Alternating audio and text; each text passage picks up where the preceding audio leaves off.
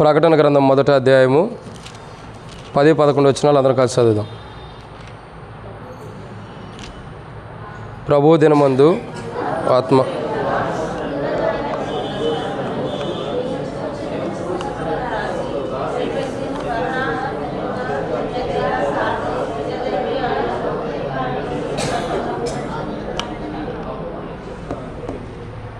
కాబట్టి ఇక్కడ దేవుని యొక్క వాక్యాన్ని జాగ్రత్తగా గమనించినట్లయితే ప్రియులారా, బైబిల్లో ఒక చక్కటి మాట రాయబడుతూ వచ్చింది.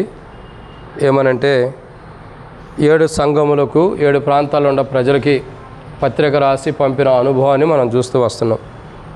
కాబట్టి 7 అనుభవాల్ని 7 సంఘముల గురించి మనం ధ్యానించుకుంటూ వస్తున్నాం. ఇది చివరి అనుభవంలోకి వచ్చాం. లవోదికయ ఇప్పటికే 33 ఆదివారాలు మరి ఆరాధన టేబుల్ ధ్యానించబడింది. 34వ ఆదివారం ఆరాధన వర్తమానం కూడా అయింది. ఇప్పుడు చూసేటటువంటి ఒక మాట ఏంటంటే, దేవుని యొక్క వాక్యాన్ని చూసినట్లయితే 34వ ప్రభు బల వర్తమానాన్ని చూస్తున్నాం, లవోదికయ యొక్క జీవితం గురించి. ఇక్కడ రాయబడినటువంటి మాటను జాగ్రత్తగా గమనించినట్లయితే ప్రకటన గ్రంథం 3వ అధ్యాయం, ప్రకటన గ్రంథము 3వ అధ్యాయము, ప్రకటన గ్రంథం 3వ అధ్యాయము 18వ వచనాన్ని ఒకసారి అందరం కలిసి చదువుదాం. అందరం కలిసి చదువుదాం. నీవు ధనవృద్ధి చేసుకున్నట్లు పుటములో వేయబడిన బంగారమును నీ దిశమల సిగ్గు కలకున్నట్టు ధరించుకున్నటకు తెల్లని వస్త్రములను, నీకు సిగ్గు కలకున్నట్టు ధరించుకున్నటకు తెల్లని వస్త్రములను, నీకు దృష్టి కలిగినట్టు నీ కన్నులు కాటుకున్న ఎద్ద కొనమని నీకు బుద్ధి చెప్పుచున్నా. కాబట్టి ఇక్కడ రాయబడిన మాట ఏంటంటే, నీ కన్నులకు కాటుకొను నా ఎద్ద కొనమని నీకు బుద్ధి చెప్తున్నాను అన్నాడు. సో ఎవరికి బుద్ధి చెబుతున్నాడు? లవోదికయకి బుద్ధి చెబుతున్నాడు. ఒకప్పుడు ఆయన బుద్ధి చెప్పిన అనుభవాన్ని ఏంటన్నది మనం ఆరాధనలో చూస్తూ వచ్చాం. అంటే ఏ స్థితిలో ఉండేవారికి బుద్ధి చెప్పి సరి చేశాడన్నది చూస్తున్నాం. ఇప్పుడు చూసేటటువంటి ఒక మాట ఏంటంటే, దేవుని యొక్క వాక్యాన్ని జాగ్రత్తగా గమనించినట్టయితే ఇప్పుడు ఒక మాట ఉంది, దేని కొరకే మనం బుద్ధి తెచ్చుకోవాలి. ప్రభు కొన్ని విషయాలు చెప్పాడు, ఇంకా కొన్ని విషయాలు ఉన్నాయి. మనం దేని కొరకు బుద్ధి తెచ్చుకోవాలి అని అంటే బైబిల్లో కొన్ని విషయాలు ఉన్నాయి. వాటిని మనం జ్ఞాపకం చేసుకోక మునుపు ప్రభు నడిపింపు కొరకే చిన్న ప్రార్థన. మమ్మల్ని మిక్కిలిగా ఎక్కువగా ప్రేమించిన ప్రియా పరలోకపు తండ్రి, పరిశుద్ధుడు అయిన దేవా, మీకు స్తోత్రములు. మీరు ఇచ్చిన ఈ కృపాంతను బట్టి మీకు వందనాలు తండ్రి. మీ ప్రేమను బట్టి స్తోత్రములు. దయగలిగినటువంటి మీ ఆత్మ సమభూమి గల ప్రాంతంలో ప్రవహింపజేయడానికి ఇష్టపడినందుకే వందనాలు తండ్రి. ఈ సమయంలో తండ్రి మరి జ్ఞాపకం చేసుకోనండి. ఆరాధనలో మీరు తోడుకుంటూ వచ్చిన దేవుడి, ఆరాధన వర్తమానంలో మాకును ఏది అవసరమో అవన్నీ కూడా బయలుపరుస్తూ వచ్చారు. మీకు వందనాలు.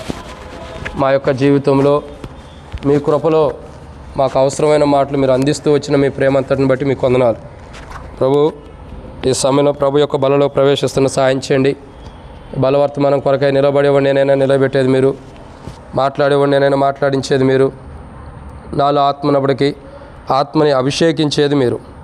ప్రజలు మీ వారు, వాక్యం మీది. నేనైతే నిష్ప్రయోజకమైన వాడిని. దాసుడు కన్నులు యజమానుడి వైపు చూస్తున్నట్లు, దాసురాలు కన్నులు యజమానురాలి వైపు చూస్తున్నట్లు మా కన్నులు మీ వైపు వీక్షిస్తుండగా మీరే సహాయం గురించి మహిమ పొందండి. నీ ప్రజల పక్షాన నీకున్న దయ చొప్పున దయతో నన్ను జ్ఞాపకం చేసుకుని నాతో మాట్లాడండి. భౌతికంగా నేనంత బలహీనుడైనప్పటికీ నన్ను బలపరచువా, నేను సమస్తం చేయగలను పౌలు చెప్పినట్లు మీరు మీ కృప ద్వారా నన్ను బలపరుస్తున్నందుకు వందనాలు. మీ బలంతో నిలబడి వాక్యం ధ్యానించబోతున్న సాయం చేయండి. పరిశుద్ధాత్మ అభిషేకం నడిపి మాకు దయచేయండి. నాతో మాతో మీరు మాట్లాడండి. మీ చిత్తం, మీ ఉద్దేశాలు మా పట్ల ఏవైతుండో సంపూర్ణంగా నెరవేర్చమని ప్రార్థిస్తూ నాతో మాతో మీరు మాట్లాడమని మీ దయగల హస్తములకు అప్పజోతూ ముందున్న సమయంతో దీవించి మాతో మాట్లాడి అక్కర తీర్చమని, ఈరోజు ఈ పరిచర్య అంతా దీవెనకరంగా ఆశీర్వాదకరంగా చేయండి తండ్రి. ఈ పరిచర్య ద్వారా దేవ, ఈ ప్రభు వల్ల మేము పాల్గొనే ద్వారా మీకు మహిమ శత్రువు సిగ్గొచ్చేలాగా సిద్ధపరచమని, ఘనత మహిమ ప్రభావం మీకు అప్పజోతూ ముందున్న సమయంతో దీవించి మాతో మాట్లాడి అక్కర తీర్చమని, కనబడే విభాగాల్లో శత్రుగారి లయపరచమని, మా జీవితాలంతా మాదిరికరమైన విధానంలో సిద్ధపరచమని, మీ ప్రియకుమారుడు మా ప్రభును మా రక్షకుడైనటువంటి ప్రభు అయిన యేసుక్రీస్తు ప్రభు యొక్క పరిశుద్ధమైన నామం పేరట విశ్వాసంతో స్తుతించి ప్రార్థించి అడిగిపెట్టుకుంటున్నాం తండ్రి, ఆమేన్. కాబట్టి ఇక్కడ మనం దేవుని యొక్క వాక్యాన్ని చూసినట్టయితే ప్రియులారా ఒక మాట రాయబడుతూ వచ్చింది. ఏంటి మాట అంటే లవోదికయ. రండి లవోదికయ గురించి ఒక మాట చూద్దాం. ప్రకటన గ్రంథము ప్రభు యొక్క బలలో 34వ మరి ఆదివారం ప్రభు యొక్క బలలో ప్రవేశించే మునుపు లవోదిక యొక్క జీవితాన్ని మనం జ్ఞాపకం చేసుకుంటూ వస్తున్నాం. అంటే 34 వారాల నుండి 33 వారాల నుంచి ధ్యానించాం. ఇది 34 ఆదివారం. రండి, లవోదిక యొక్క జీవితాన్ని మనం చూసినట్లయితే ప్రకటన గ్రంథము 3వ అధ్యాయం 18వ వచనంలో ఒక మాట రాయబడుతూ వచ్చింది. చదవండి.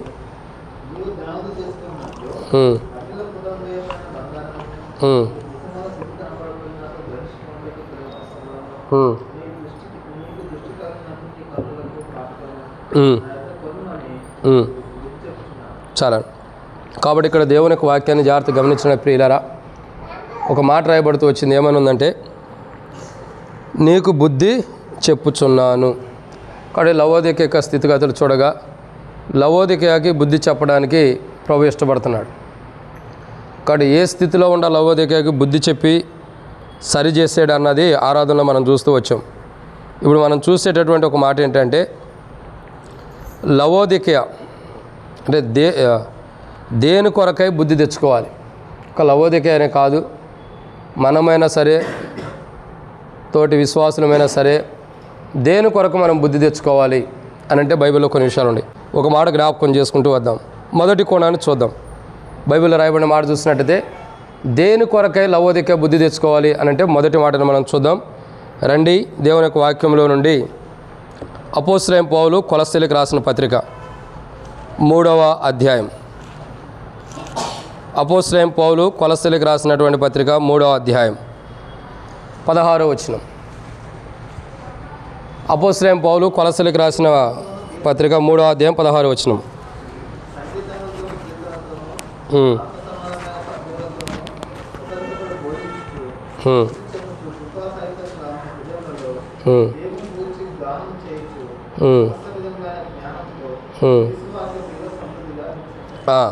కాబట్టి ఇక్కడ రాయబడిన మొదటి మాటను చూసినట్టయితే అపోస్తలుడైన పౌలు కొలస్సీలకు రాసిన పత్రిక 3వ అధ్యాయం 16వ వచనంలో రాయబడిన మొదటి మాటను ఏమని రాయబడుతూ వచ్చిందంటే, ఇక్కడ దేని కొరకై లవోదిక బుద్ధి తెచ్చుకోవాలి అని అంటే మొదటి కోణం ఇక్కడ రాయబడుతూ వచ్చింది.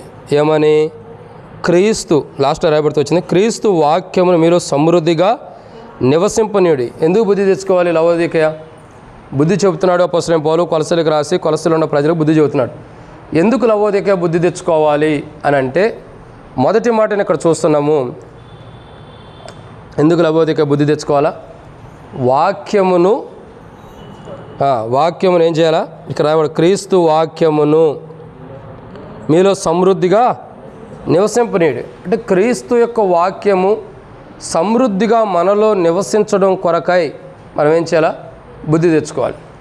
అంటే ఈ విషయాన్ని మనం జాగ్రత్తగా అర్థం చేసుకున్నట్టయితే క్రీస్తు వాక్యం ఏదైతే మనలో సమృద్ధిగా లేదో, ఎక్కడైతే మనం క్రీస్తు వాక్యాన్ని సమృద్ధిగా ఉంచుకోలేకపోతున్నామో, ఏ ప్రాంతంలో అయితే క్రీస్తు వాక్యాన్ని మనం సమృద్ధిగా నింపుకోలేకపోతున్నామో, అంటే దేవుని గురించినటువంటి వాక్యము, దేవుని గురించినటువంటి మాటలు, ప్రభువుని గురించినటువంటి లేఖన భాగాలు ఏవైతే మన జీవితంలో సమృద్ధిగా మనం నింపుకోలేకపోతున్నామో, ఆ సమృద్ధి నింపుకోలేని స్థితిని బట్టి మనం బుద్ధి తెచ్చుకోవాలి. ఎందుకంటే మనం క్రైస్తవులమి, మనం దేవుని బిడ్డలమి. ఒకసారి బుద్ధిహీనులుగా ఉన్నప్పుడు, బుద్ధి లేనప్పుడు ప్రభు బుద్ధి చెప్పి మనం సరిచేసి సమకూర్చాడు. ఇప్పుడు దేవుని బిడ్డలుగా చేయబడిన మనం, రక్షణ మారుమోసు బాప్తిసం పొందినటువంటి మనం, రక్షించబడిన అనుభవంలోకి వచ్చిన మనము ఇప్పుడు బుద్ధి తెచ్చుకోవాలి. దేనికి బుద్ధి తెచ్చుకోవాలా? క్రీస్తు యొక్క వాక్యము మనలో సమృద్ధిగా నింపబట్టానికి. అంటే సమృద్ధైన వాక్యం మనలో లేదు కాబట్టి, సమృద్ధైన వాక్యం మనలో లేదు కాబట్టి, సమృద్ధైన వాక్యం మనలో సంపూర్ణంగా లేదు కాబట్టి, సమృద్ధిగా మనలో క్రీస్తు యొక్క వాక్యం లేదు కాబట్టి మనం ఏం చేయాలా? బుద్ధి తెచ్చుకోవాలి. ప్రభా అంటే బుద్ధి తెచ్చుకుని ఏం చేయాలా? వాక్యాన్ని సమృద్ధిగా తెచ్చుకోవాలి మన జీవితాల్లోకి.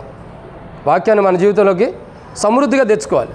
అంటే ఇప్పుడు మనం బల్ల దగ్గరికి వచ్చి మనం బుద్ధి తెచ్చుకోవాల్సిన మొదటి కోణం ఏంటంటే వాక్యం విషయంలో బుద్ధి తెచ్చుకోవాలి.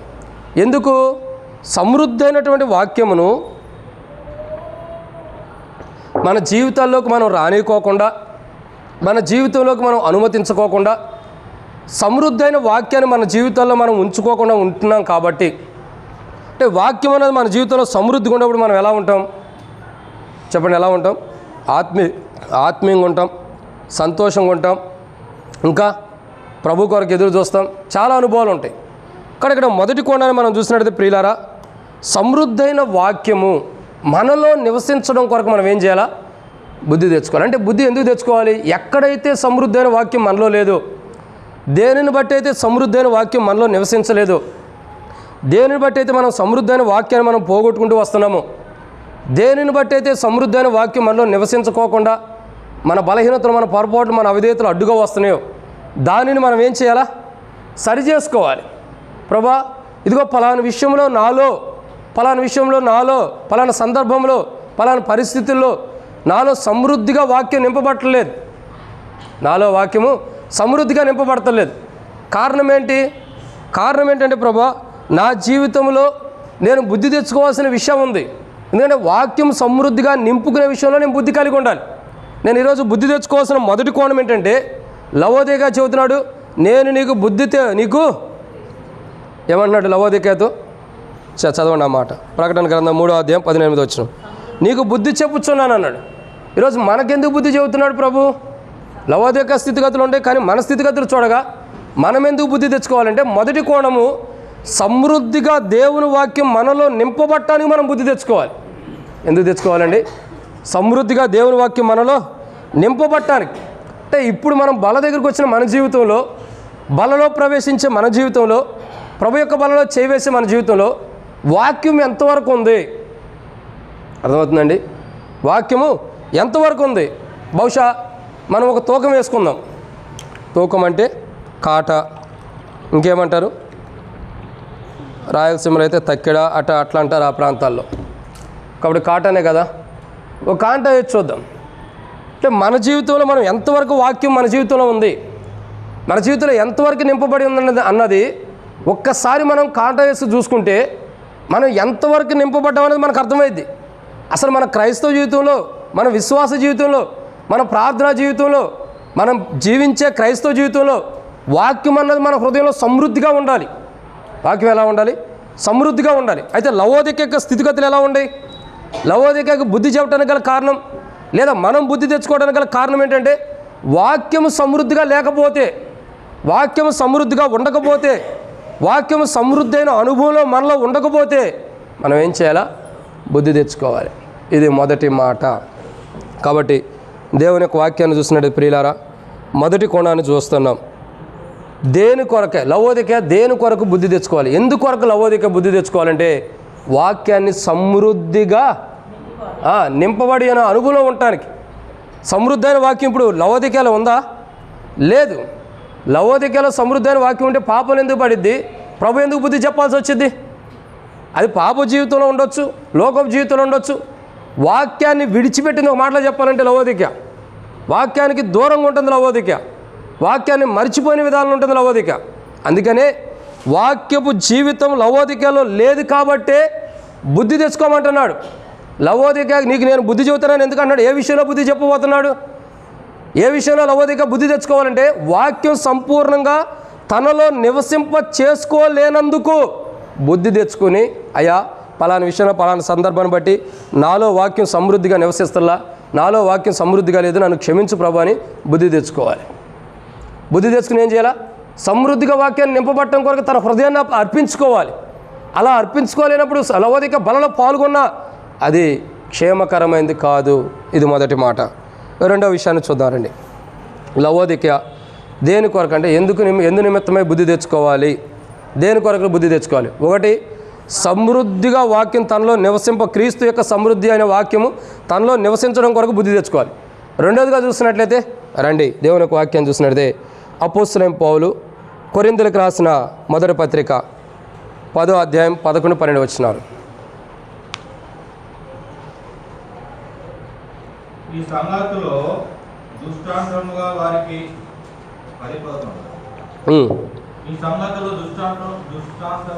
వారికి సంభవించి యుగాంతమందున మనకు బుద్ధి కలుగుటకై వ్రాయబడిను. తాను నిలుచున్నానని తలంచుకున్నవాడు పడకుండానట్లు జాగ్రత్తగా చూసుకునవలెను. సాధారణంగా మనుషులకు కలుగు శోధన తప్ప మరి ఏది మీకు సంభవింపలేదు. చాలన్నా. కాబట్టి ఇక్కడ రాయబడిన రెండో మాటను చూస్తున్నాం. మనం బుద్ధి తెచ్చుకోవాలి. దేని విషయంలో బుద్ధి తెచ్చుకోవాలి? ఎందుకొరకే బుద్ధి తెచ్చుకోవాలి? మొట్టమొదటిగా సమృద్ధి, క్రీస్తు యొక్క సమృద్ధైన వాక్యం మనలో నివసించి ఉండటం కొరకు, ఇప్పుడు నివసించలేదు కాబట్టి నివసించి ఉండటం కొరకు బుద్ధి తెచ్చుకోవాలి. రెండోదిగా మనం ఎందుకు బుద్ధి తెచ్చుకోవాలి అని చూసినట్టయితే రెండో మాట, అపోస్తలుడైన పౌలు కొరింథీయులకు రాసిన మొదటి పత్రిక 10వ అధ్యాయం 11, 12 వచనాలు చూసినట్టయితే, ఈ సంగతులు దృష్టాంతములుగా వారికి సంభవించి యుగాంతమందు మనకు బుద్ధి కలుగుటకై వ్రాయబడెను. ఎందుకు బుద్ధి తెచ్చుకోవాలి అని రెండో మాటను చూసినట్టయితే, తాను నిలుచుచున్నానని తలంచుకుంటున్నాడు కదా. ఏమని రాయబడుతూ వచ్చింది? తాను నిలుచుచున్నానని తలంచుకునేవాడు పడకుండాన్నట్లు జాగ్రత్తగా చూచుకొని వాళ్ళను. ఇప్పుడు ఎందుకు బుద్ధి తెచ్చుకోవాలి?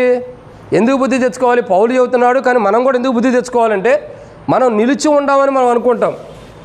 మనం ఏమనుకుంటున్నాం? మనం నిలిచి ఉండాం. దేంట్లో నిలిచి ఉన్నాం?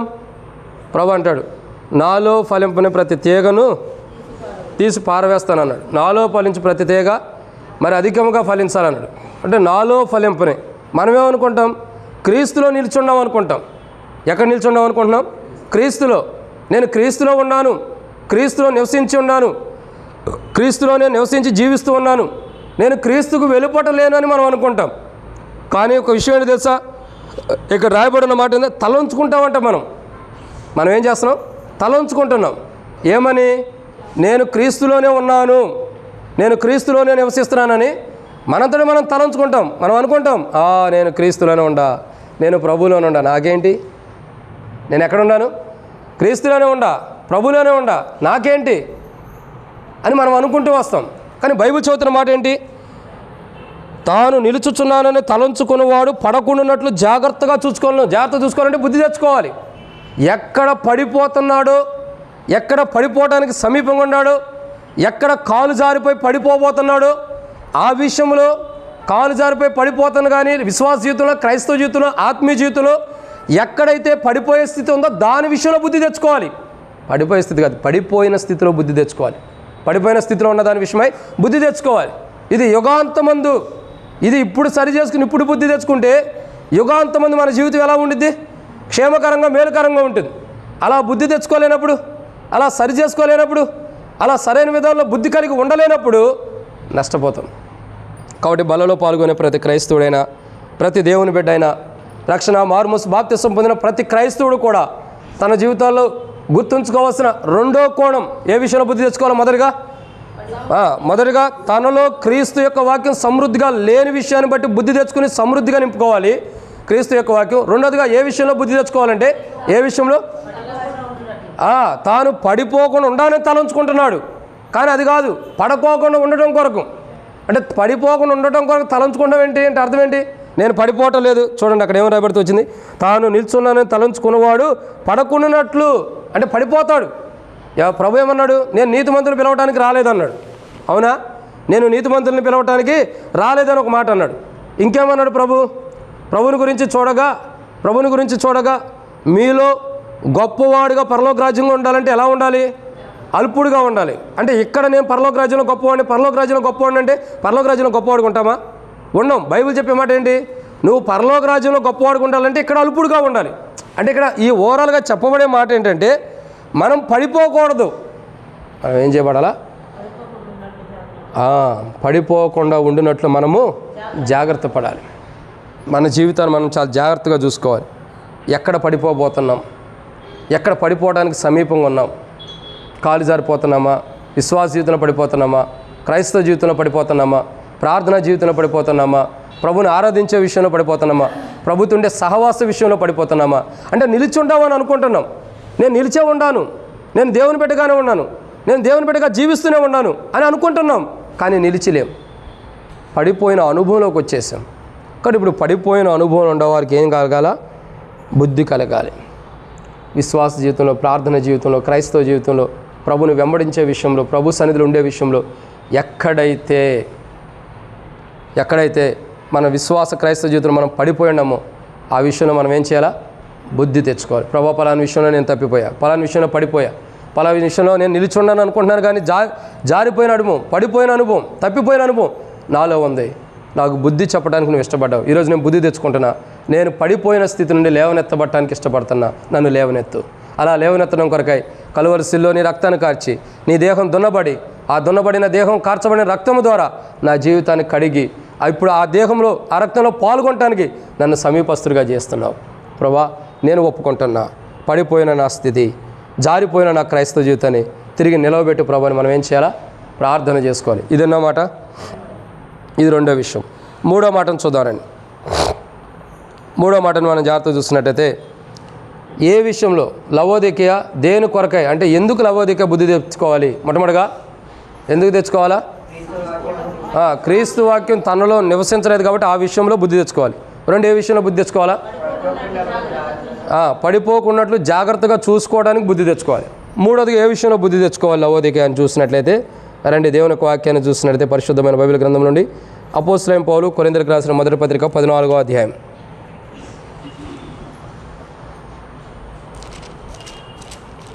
అపోస్తలుడైన పౌలు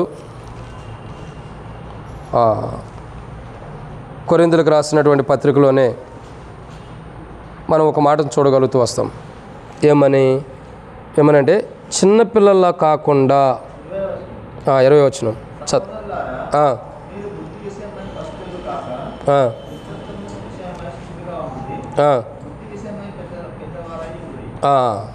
ఏమని రాయబడుతూ వచ్చిందండి? 14:20. అపోస్తలుడైన పౌలు కొరింథీయులకు రాసిన మొదటి పత్రిక 14వ అధ్యాయం 20వ వచనంలో ఏమని రాయబడుతూ వచ్చింది? చిన్నపిల్లల వలె కాకుండా. మరి ఎలా ఉండటానికి బుద్ధి తెచ్చుకోవాలి? చెప్పండి, ఎలా ఉండటానికి బుద్ధి తెచ్చుకోవాలి? అక్కడే రాయబడుతూ వచ్చింది. శిశువు వలె కాకుండా పెద్దవారై ఉండుటకు. మన జీవితంలో మనం బుద్ధి తెచ్చుకోవాల్సిన విషయం నాలుగవదిగా, మనం ఏ విషయంలో బుద్ధి తెచ్చుకోవాలి? లవోదికయనే కాదు, మనం కూడా ఏ విషయంలో బుద్ధి తెచ్చుకోవాలంటే, మొట్టమొదటిగా ఏ విషయంలో బుద్ధి తెచ్చుకోవాలా?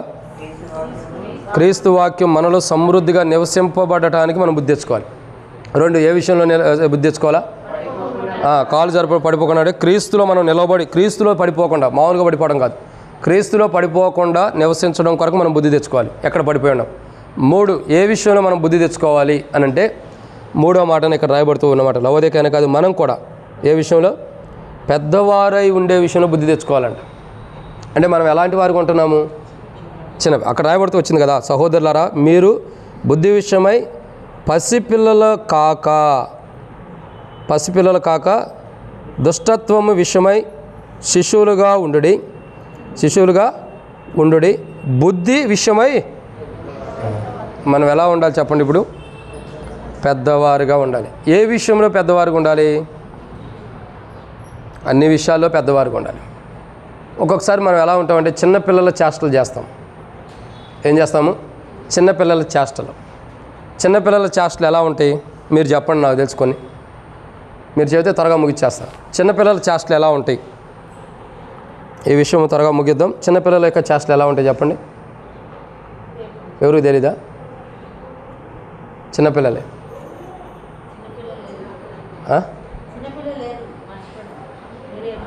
చిన్నపిల్లలు లేరంట, మర్చిపోయారంట, నేనే చెప్పాలంట. మంచిదైతే. అంటే మాకు చిన్నపిల్లలు ఉంటారనా? మీ చిన్నపిల్లలుగా మీ పిల్లలు చిన్నోళ్ళుగా ఉన్నప్పుడు ఏం జరిగింది తెలదా మీకు? మర్చిపోయారు. మీరు చిన్నపిల్లలుగా ఉన్నప్పుడు అది మర్చిపోయారా? ఇక వాక్యం కూడా మర్చిపోతారేమో. కాబట్టి రాను ఏమైందన్నది మీకు తెలుసులేండి, అర్థమవుతుందండి. అట్లా ఉండేది పరిస్థితి. చిన్నపిల్లలు ఉన్నప్పుడు చిన్నపిల్లల మనస్తత్వం ఎలా ఉండి, చిన్నపిల్లలు ఎలా ఉంటారు అక్క? చిన్నపిల్లలతో మాట్లాడతారు, చిన్నపిల్లలు అల్లరి చేస్తారు, చిన్నపిల్లలు ఏం చేస్తారు? ఇంకా ఆడుకుంటారు, ఏడుస్తారు. ఇంకా అసలైనవి చెప్పట్లా, కొసరే చెబుతాం. మనం ఎట్లా ఉంటామంటే షాప్కి వెళ్ళినప్పుడు, పూర్వదినాలు ఇప్పుడు లేవులేండి, ఇప్పుడు ప్యాకెట్లు వచ్చినాయి.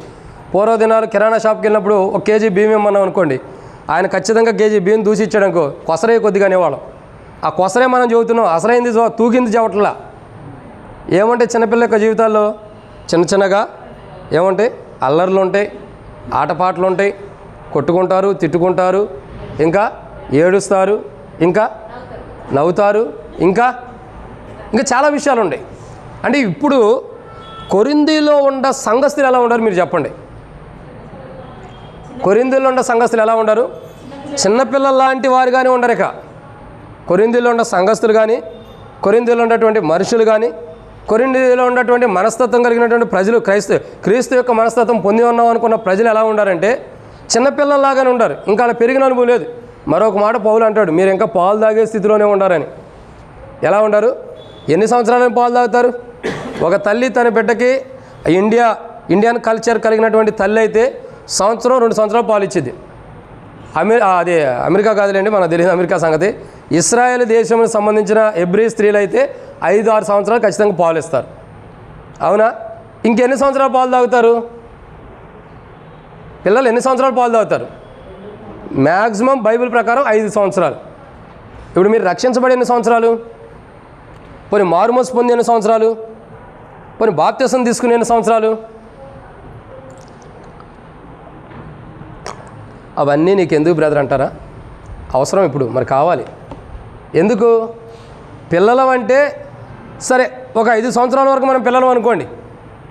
రక్షణ మారుమోసు బాప్తిసం పొందిన తర్వాత ఒక 5 సంవత్సరాల వరకు మనం పిల్లలమే. కానీ ఇప్పుడు ఎన్ని సంవత్సరాలు అవుతుంది రక్షించబడి? జనరల్గా చెప్పమని నేను అడుగుతా, మీరు ఎన్ని సంవత్సరాలు అవుతుంది నాకు రక్షించబడి? 20 సంవత్సరాలు అయింది. అంటే మీ పిల్లలు పుట్టక మునిపే మీరు రక్షించబడ్డారు, మంచివాళ్ళు అయితే.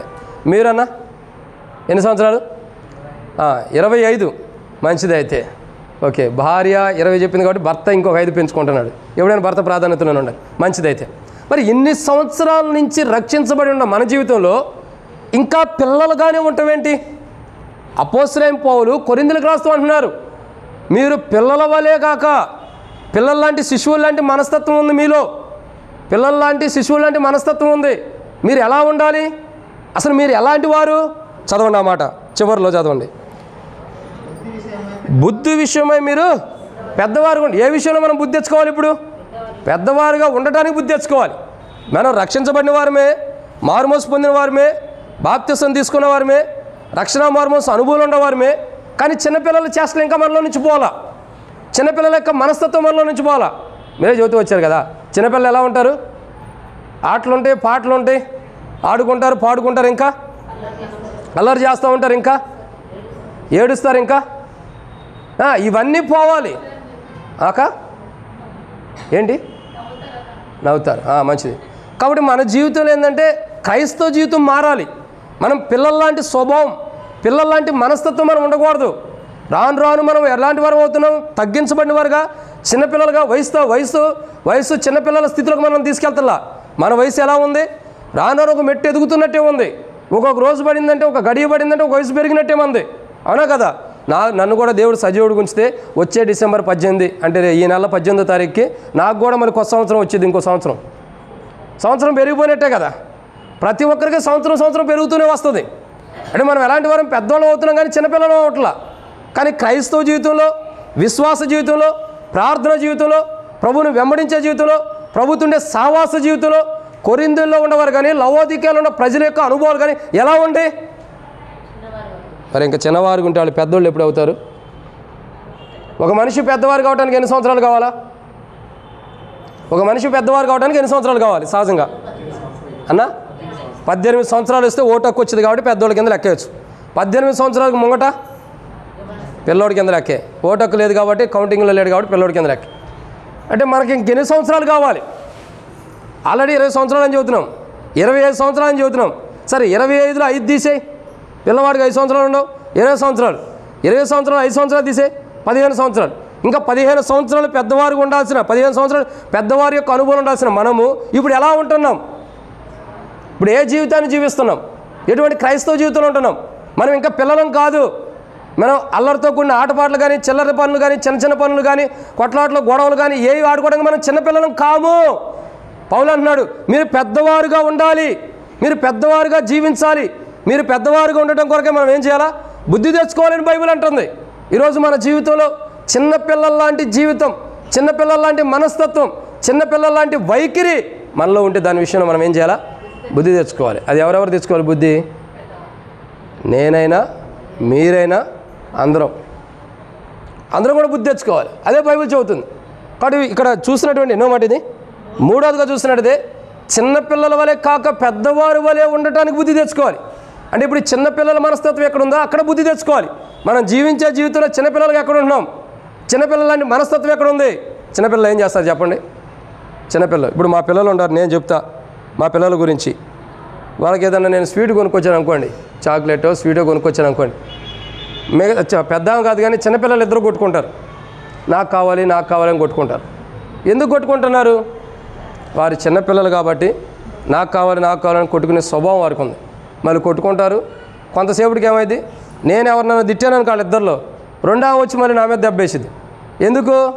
ఆమెను ఎందుకు తిట్టేవాడిని అంటే ఇద్దరు కొట్టుకుంటూనే ఉంటారు అప్పటిదాకా, మళ్ళీ తర్వాత వచ్చి ఆమెను ఎందుకు తిట్టే అంటే ఇక్కడ అర్థం కావాల్సిన విషయం ఏంటి తెలుసా ప్రియులారా? చిన్నపిల్లల మనస్తత్వం నుండి మనం మార్పు చెందాలి. కొట్టుకునే స్వభావం, తిట్టుకునే స్వభావం, అసభ్యకరమైన స్వభావం. చిన్నపిల్లలు ఏం చేస్తారు? బాత్రూమ్ కూర్చుంటారు చిన్నపిల్లలు, దాన్నే కెలుగుతూ ఉంటారు, దాన్నే రుద్దుతూ ఉంటారు, ఒక్కొక్కరు దాన్నే నోట్లో పెట్టుకునే వాళ్ళు ఉంటారు. అంటే ఇక్కడ విషయం ఏంటంటే చిన్నపిల్లల లాంటి వైఖరి మారిపోవాలి. మనం పెద్దవారం, మనం ఒక స్థితిలోకి తీసుకురాబడిన వారం, మనం రక్షించబడిన వారం. మనం ఈరోజు బుద్ధి ఎందుకు కలిగి ఉండాలి, ఎందుకు బుద్ధి తెచ్చుకోవాలంటే చిన్నపిల్లల లాంటి జీవితం మనలో ఏదో ఉందో దాని విషయంలో బుద్ధి తెచ్చుకోవాలి. ప్రభా ఈ రోజున పలానా విషయంలో నేను బుద్ధి తెచ్చుకుంటున్నా, పలానా విషయంలో నేను చిన్నపిల్లవాడిగా, పలానా విషయంలో చిన్నపిల్లల మనస్తత్వం, పలానా విషయంలో చిన్నపిల్లల యొక్క వైఖరి నేను కలిగి జీవిస్తున్నాను ప్రభాని, క్షమించు ప్రభా అని మనం బుద్ధి తెచ్చుకోవాలి. ఏం చేయాలి? క్షమించు ప్రభా అని. చిన్నపిల్లలు కాబట్టేగా వాక్యం చెప్పేటప్పుడు బయటికి వెళ్ళి ఇప్పుడు వచ్చారు వీళ్ళు పెద్దోళ్ళ, చెప్పండి, అవునా కదా? కాబట్టి వైఖరి మారాలి, ప్రవర్తన మారాలి. లవోదికైతే ఇదే మాట్లాడుతున్నాడు, నేను నీకు బుద్ధి చెబుతున్నా, నువ్వు చిన్నపిల్లల లాంటి మనస్తత్వం నీలో ఉంది. కొరింథీలో ఉన్న ప్రజలారా, లవోదికలో ఉన్న ప్రజలారా, నేటి దినాల్లో ఎల్షద్దాలో ఉన్న విశ్వాసులమైన మనతో కూడా మాట్లాడుతున్నారు. మీరు ఇంకా చిన్నపిల్లల మనస్తత్వమే, చిన్నపిల్లల యొక్క స్వభావమే, చిన్నపిల్లల లాంటి జీవితం ఇంకా ఉంది. దాని నుండి ఇప్పుడైనా విడుదల పొందండి. మీరు బుద్ధి తెచ్చుకోవాల్సిన మూడో కోణం ఏంటి? చిన్నపిల్లల లాంటి మనస్తత్వం నుండి బుద్ధి తెచ్చుకుని మీరు పెద్దవారని గుర్తెరిగి, మిమ్మల్ని పెద్దవారుగా చేసేనని గుర్తెరిగి ఆ స్థితిని మీరు కాపాడుకోండి. ఆ స్థితిని మనం ఏం చేయాలా? కాపాడుకోవాలి. ఇప్పుడు చెప్పండి, మనం చిన్నపిల్లలం పెద్దవాళ్ళం? పెద్దవాళ్ళం అయినప్పుడు ఏం చేయాలా? కాపాడుకోవాలి. ఇప్పుడు బుద్ధి తెచ్చుకున్నాం కదా, పెద్దవాళ్ళం అన్నాం అంటేనే బుద్ధి తెచ్చుకున్నట్టు. ఇప్పుడు బుద్ధి తెచ్చుకున్నాం, మనం ఏం చేయాలా? మనకు ఇవ్వబడిన స్థితిని మనం కాపాడుకోవాలి. దేవుడు మనల్ని పిల్లలుగా కాదు పెద్దవారుగా స్థిరపరిచాడు. ఆ పెద్దవారిగానే ఉండాలి కానీ చిన్నపిల్లల యొక్క మనస్తత్వంతో కలిగి ఉండకూడదు. మీరు అంటారు బైబిల్ తెలియగలిగినది. బైబిల్ చదివేటువంటి విశ్వాసులు తెలియగలిగినాడు. పరలోక రాజ్యం చిన్నపిల్లల లాంటి వాడిదే కదన్నా. మరి చిన్నపిల్లలాగా ఉంటేనేగా పరలోక రాజ్యం, లేకపోతే ఏడ ఉంది? చిన్నపిల్లల లాంటి అంటే మళ్ళీ అదొక 7 పాయింట్లు ఉన్నాయి. దాని గురించి చెప్పమంటారా? 3-5 టైం వద్దు, ఇప్పుడే ముగిస్తా. కాబట్టి ఏంటి చిన్నపిల్ల? అక్కడ ప్రభు చెప్పింది ఏంటి? తగ్గించుకోవడానికి చిన్నపిల్ల లాంటిది. ఇప్పుడు చిన్నపిల్లకి ఏంటి? మనం ఒక మాట చెబుతాం, అయ్యా షాప్ కాడికి వెళ్ళి కొద్దిగా ఇదిగో ఈ ఓఆర్ఎస్ తీసుకురా, నాకు ఆరోగ్యంలో బాగాలేదు, త్రాగాలి, కొద్దిగా బలంగా ఉంటానికి అంటాం. వెళ్ళి తీసుకొస్తాడు. అది చిన్నపిల్ల యొక్క మనసు. అంటే అట్లా తగ్గింపు ఉండాలన్నది. ఇక్కడేమంటాడు? పెద్దల్లాగా మీరు ఉండాలి. మీరు ఇంకా చిన్నపిల్లల లాంటి జీవితం అంటే చిన్నపిల్లలు ఇక్కడ తగ్గింపుదనం ఉండే చిన్నపిల్లలు వేరు, మాట వినని వారు వేరు, అవును కదా? కొట్టుకునేవారు వేరు, సమాధానంగా ఉండే పిల్లలు వేరుకుంటారు. సో మీరు ఎలా ఉండాలన్నది పరీక్షించుకోండి. లవోదికైతే అయితే ఎట్ట మాట్లాడుతున్నాడు చూడండి దేవుడు. బుద్ధి మారాలి, మీరు బుద్ధి కలిగి ఉండండి. నేను బుద్ధి చెబుతున్నా. దేని విషయంలో? మొట్టమొదటిగా చెప్పండి, ఏ విషయంలో? క్రీస్తు వాక్యం మనలో సమృద్ధిగా నివసించే విషయంలో నివసిస్తుందా లేదని పరీక్షించుకుని, నివసించకపోతే బుద్ధి కలిగి నివసింపజేసుకోవాలి. 2, పడిపోకున్నట్లు జాగ్రత్తగా, ఎక్కడ పడిపోతున్నామో దాని విషయంలో జాగ్రత్తగా చూసుకుని పడిపోయిన స్థితి నుండి బుద్ధి తెచ్చుకుని మరలా నిలబడాలి. 3, చిన్నపిల్లల లాంటి మనస్తత్వం ఉండే మన జీవితం మార్చబడి పెద్దల్లాగా మనం ఉండాలి. అది పౌలు చెబుతున్నాడు కొరింథీయులకు రాసిన పత్రికలో 14వ అధ్యాయంలో 20వ వచనంలో పౌలు అంటున్నాడు, మీరు శిశువులుగా ఉండుడి. ఏముంది? దుష్టత్వం విషయం అయితే శిశువులుగా ఉండాలంట. కానీ మనం ఎలా ఉండాలి? బుద్ధి విషయంలో పెద్దవారిగా ఉండాలి. కాబట్టి ఈరోజు మన జీవితంలో 3వ భాగం మనం ఎలాంటి వారిమి? పెద్దవారిమి. కానీ లవోదిక ఎలా ఉంది? దుష్టాంతర విషయంలోనే పెద్దదిగా ఉంది, బుద్ధి తెచ్చుకునే విషయంలోనేమో చిన్నపిల్లలుగా ఉండాలి. మనసు మార్చుకోమని హెచ్చరించబడుతుంది. ఇది ఎన్నో మాట? 3. ఇక 4వ విషయం చూద్దాం. 4వ మాటను చూద్దాం. అపోస్తలుల కార్యములు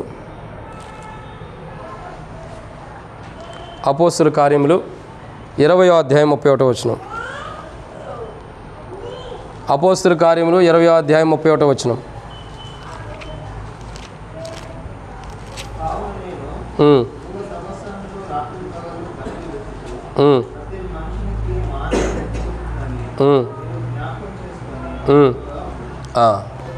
ఏం చేస్తున్నాడు పౌలు?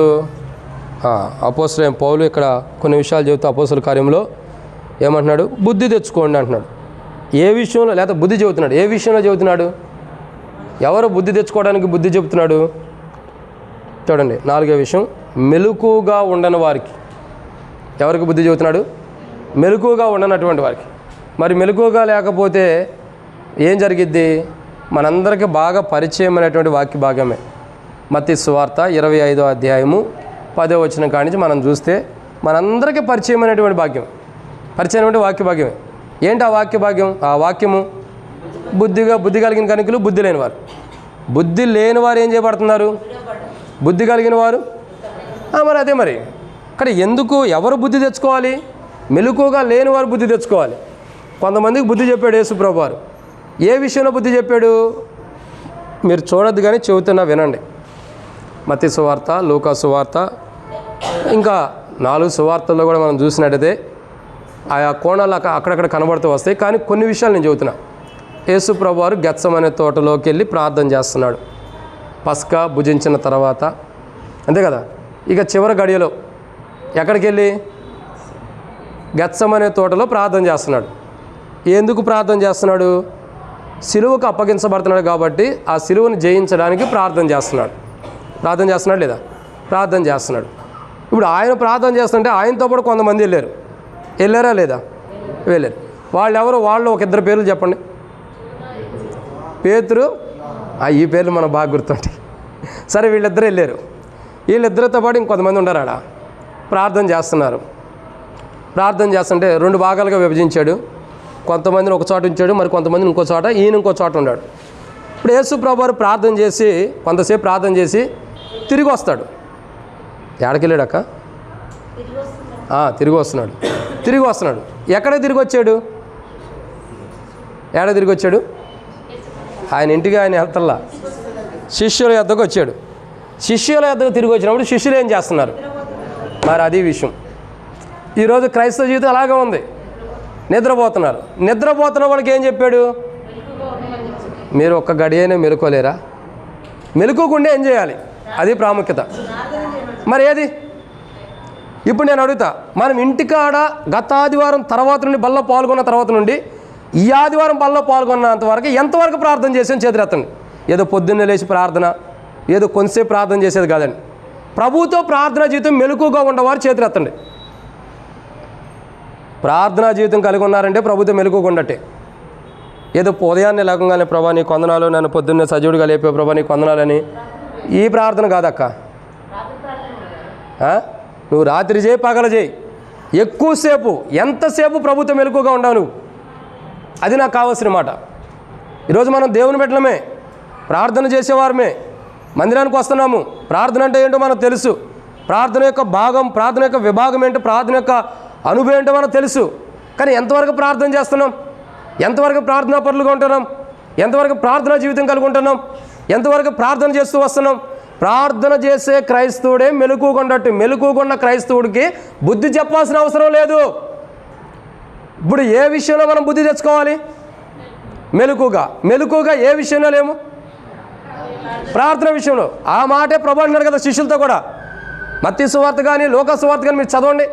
శివరాధ్యాయంలో శిష్యులతో ఏమంటాడు? ఒక్క గడియ. ఏమంటున్నాడు? ఒక్క గడియ.